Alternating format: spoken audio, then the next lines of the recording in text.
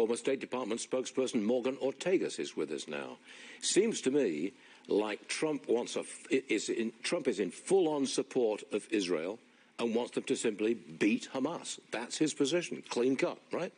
And it makes sense. I don't think anybody, including the leadership of Israel, wants a prolonged war. That's one that's certainly not good for the hostages. It's not good for the Israeli people.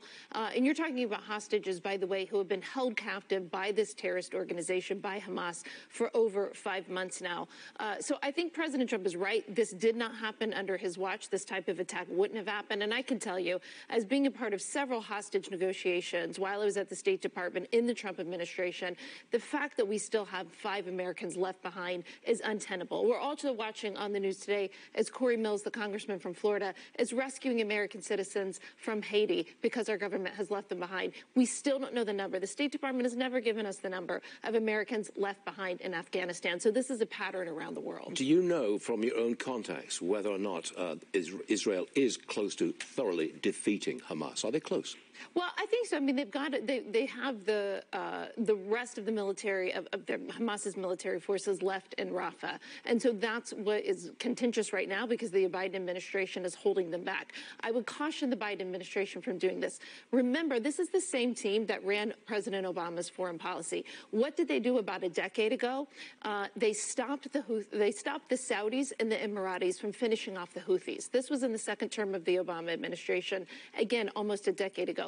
What has happened a decade later when the Saudis weren't allowed to finish off the Houthis? You now have a terrorist group with ballistic missiles, suicide drone, and advanced weaponry that attack our U.S. troops on a daily basis, whether it is in the Red Sea or whether it's the Shia militias in Iraq and Syria going after and killing our armed forces, our service members in Jordan.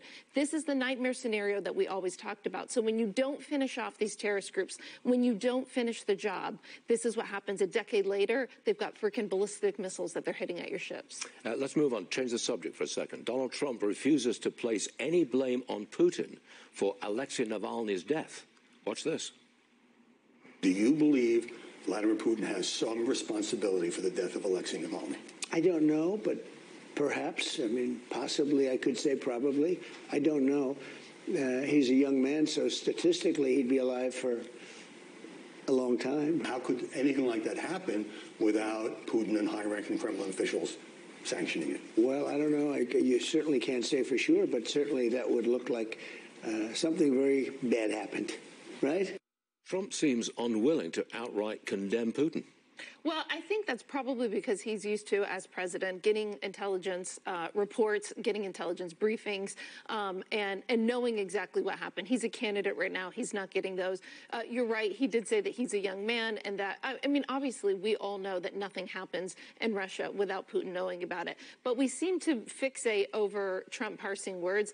I would prefer that we fixate over Biden foreign policy, which has the Russian ruble trading higher than before the invasion began, which has Russian energy being exported daily on the international markets, which has Iran sending, again, those suicide drones that we were talking about, those ballistic missiles, reportedly sending that to Russia. So the Russian economy, their GDP did better last year than that of the United States. Their energy exports are flowing. Their banks are flowing. Iran and North Korea are openly sending them military aid. So in my opinion, instead of fixating on Trump parsing words, why don't we fixate on Biden foreign policy, which has utterly failed and has enriched the Russian economy? Got it. Morgan Ortagus, thanks for being here. Always appreciate it.